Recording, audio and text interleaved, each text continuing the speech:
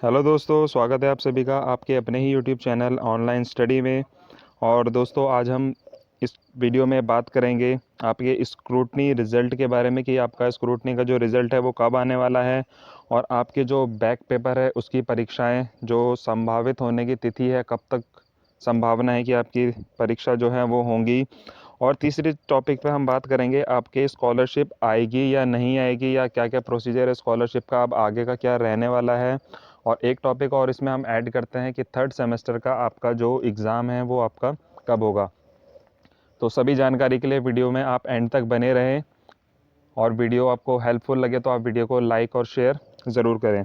तो चलिए, सबसे पहले हम बात करते हैं आपके स्क्रूटनी के रिज़ल्ट के बारे में कि आपका स्क्रूटनी का जो रिज़ल्ट है वो आपका कब आने वाला है। ठीक है, तो स्क्रूटनी के बारे में मैं आपको बता दूं कि आपके आवेदन देखिए 4 फरवरी से जो है वो शुरू हुए थे। 4 फरवरी से लेकर के आपके 4 मार्च तक जो है वो आवेदन हुए थे। अब देखिए क्या हुआ है कि आवेदन तो आपके हुए थे, पर अभी तक रिज़ल्ट के बारे में कुछ ऐसा इसमें कंफर्म नहीं कहा गया है कि आपका रिज़ल्ट जो है वो कब आएगा।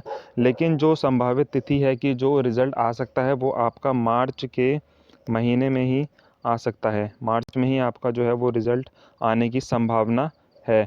क्योंकि देखिए, बिना स्क्रूटनी के रिज़ल्ट आए तो ऐसा हो नहीं सकता कि आपके जो है बैक के एग्ज़ाम पहले करवा दे, क्योंकि आपने स्क्रूटनी डाली है तो वो इसीलिए डाली है कि आपको अपने एग्ज़ाम के बारे में पता चले कि हो सकता है आपकी चेकिंग में कुछ गड़बड़ हुई हो और आपके मार्क्स ऊपर नीचे 2-4 नंबर हो जाएं और आप उसमें जो है वो पास हो जाओ।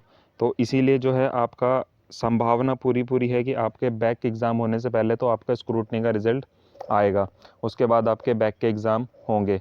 ठीक है, दूसरी चीज़ क्या है, देखिए अब इसमें हम बात करते हैं थर्ड सेमेस्टर के एग्ज़ाम के बारे में। तो देखिए अभी क्या हो रहा है कि आपको पता ही होगा कि मार्च में जो है चुनाव जो है वो स्टार्ट हो जाएंगे। चुनाव स्टार्ट हो जाएंगे तो आपको पता ही है कि जब चुनाव स्टार्ट होते हैं तो आचार संहिता लग जाती है।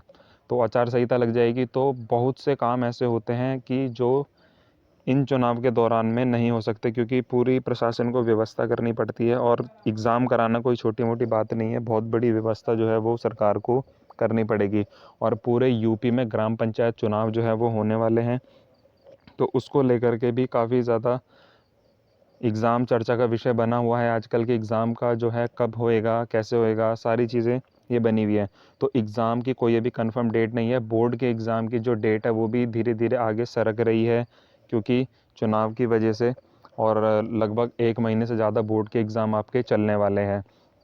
तो देखिए, एक चीज़ तो कंफर्म है कि जो आपका एग्ज़ाम है वो अभी फ़िलहाल मार्च के अंदर तो है नहीं, और अप्रैल में भी कंफर्म नहीं है, क्योंकि देखिए अप्रैल में जो बोर्ड के एग्ज़ाम है वो भी यूपी बोर्ड का 28 अप्रैल से, और बाकी अदर बोर्ड के आपके मई से जो है वो स्टार्ट एग्ज़ाम आपके हो जाएंगे।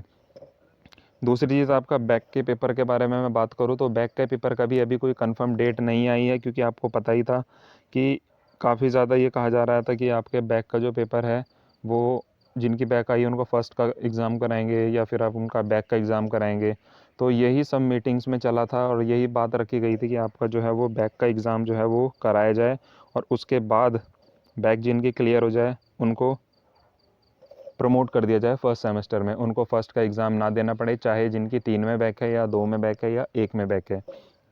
तो ये बात कही गई थी। तो संभावना है कि आपका बैक का एग्ज़ाम, पहले तो आपका स्क्रूटनी का रिज़ल्ट आने वाला है। स्क्रूटनी का रिज़ल्ट आपका जो है वो मार्च में आ जाएगा, या फिर अप्रैल फर्स्ट वीक से पहले पहले आना चाहिए। पूरा कंफर्म है कि एग्ज़ाम का रिज़ल्ट आपका ये स्क्रूटनी का आना चाहिए। उसके बाद आपका बैक के एग्ज़ाम के बारे में बात होगी और थर्ड सेमेस्टर के एग्ज़ाम के बारे में बात होगी। अगर थर्ड सेमेस्टर का एग्ज़ाम भी अगर आपका होता है तो क्या होगा, देखिए थर्ड का एग्ज़ाम आपका हो जाएगा, पर थर्ड के एग्ज़ाम का भी कंफर्म इसलिए नहीं हो रहा है, अगर किसी वजह से स्क्रूटनी वाले बच्चों को, जिनके इन्होंने स्क्रूटनी भरी है 3 में जिनकी बैक है, अगर उनको ये पीएनपी ऐसा कर दे कि उनको एग्ज़ाम देना है और उसके बाद उनको प्रमोट कर दिया जाएगा, तो देखिए आपका थर्ड सेमेस्टर एग्ज़ाम पहले नहीं होगा, क्योंकि उन लोगों को समय मिलेगा कि उनका जो है बैक का एग्ज़ाम हो, और वो उन सब्जेक्ट, तो उन सभी बच्चों का एग्ज़ाम जो है वो थर्ड सेमेस्टर का सभी का साथ में करवाएंगे। ठीक है, तो ये सारी चीज़ें थी आपके एग्ज़ाम को लेकर के कि आपका जो स्क्रूटनी का रिज़ल्ट है वो आ जाएगा। दूसरी चीज़, आपका बैक का एग्ज़ाम है। बैक का एग्ज़ाम आपका स्क्रूटनी के बाद ही होना कन्फर्म है कि बैक के एग्ज़ाम जो है वो स्क्रूटनी के रिज़ल्ट के बाद ही जो है वो कराया जाएगा।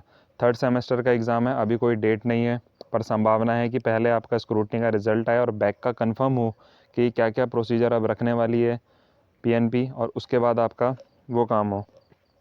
अगली चीज़, इसमें एक चीज़ और बात करते हैं। देखिए अभी क्या हो रहा है कि एडिड स्कूल्स में भर्ती हो रही हैं, जूनियर्स में भर्ती हो रही हैं। अभी आपको पता चलो काफ़ी सारी पोस्ट जो हैं वो आई थी, उनमें भर्तियों का प्रोसेस जो है वो चल रहा है। तो इस वजह से अभी पीएनपी जो है वो काफ़ी ज़्यादा बिजी है, और जो गवर्नमेंट है वो काफ़ी ज़्यादा बिजी है। जो ये सारी चीज़ें कराते हैं वो सब अभी बिजी चल रहे हैं, तो इस वजह से अभी तो कोई चांसेस बन नहीं रहे हैं मेरे हिसाब से कि एग्ज़ाम का कोई आएगा। तो इसलिए कोई भी परेशान होने की किसी को ज़रूरत नहीं है कि आपको सूचित नहीं किया जा रहा है या कोई सूचना आपको नहीं मिल रही है। ठीक है, तो अभी तो ऐसे कोई न्यूज़ नहीं है, जैसे कुछ आता है तो नोटिफिकेशन आपको पहले ही मिल जाएगा, और आप हमारे टेलीग्राम ग्रुप को भी ज्वाइन कीजिए, आपको सबसे पहले नोटिफिकेशन मिलेगा। ठीक है, अगली बात करते हैं हम अपनी स्कॉलरशिप के बारे में। ठीक है, तो स्कॉलरशिप के बारे में मैं आपको बता दूं, जितना मेरे को सुनने में आया था, इस बार ये सुनने में आया है कि कई कई न्यूज़ जो है चल रही है। देखिए कुछ तो न्यूज़ ये चल रही है कि सबसे पहले चीज़ की वेरिफिकेशन बहुत ज़्यादा हो रहा है इस बार। आपकी जो बीटीसी और बीएड की स्कॉलरशिप के बारे में बात करें तो महाविद्यालय स्तर पे अब वेरिफिकेशन हो रहा है हर बच्चे का, कौन बच्चा, क्योंकि बहुत सी चीज़ें गड़बड़ी जो है वो हो जाती है, तो वो सारी चीज़ें नहीं होंगी, क्योंकि इस बार चांसेस हैं कि अगर थोड़ी बहुत भी मिस्टेक रहती है तो स्कॉलरशिप आने के चांसेस नहीं है।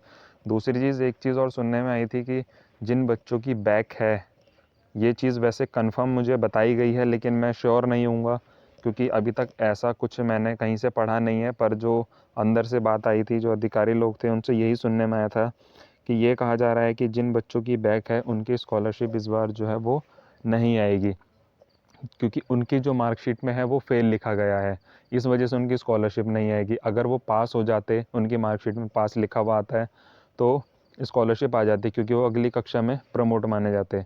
पर उनकी मार्कशीट में फेल लिखा हुआ है, तो इसलिए उनकी स्कॉलरशिप आने के चांसेस जो है वो कम लग रहे हैं। पर देखिए ये सारी चीज़ें जो है, ये सब जो आपके परीक्षा नियामक प्राधिकारी है, जहाँ से आपका ये सारा प्रोसेस चलता है, देखिए आपका एससीईआरटी और पीएनपी से ये सारी चीज़ें चलती हैं, तो उनको ये सारी चीज़ें पता होंगी कि उन्होंने ही रिज़ल्ट में जो जिनकी बैक है उन्होंने ही फेल लिखा है, और स्कॉलरशिप का जो जाएगा ब्यौरा, वो भी कुछ ना कुछ वहाँ से संबंधित भी ये सारी चीज़ें होती हैं, तो कहीं ना कहीं वो भी थोड़ा इस चीज़ में जोर देंगे अगर उनको देना होगा कि किस वजह से फेल लिखा गया है, क्या क्या है, तो वो सारी चीज़ें वो देखेंगे। और चांसेस हैं कि स्कॉलरशिप आए, क्योंकि पूरा जोर दिया जा रहा है कि स्कॉलरशिप आप लोगों की आनी चाहिए, पर जितना सुनने में आया था उतना मैंने आपको ये बताया है।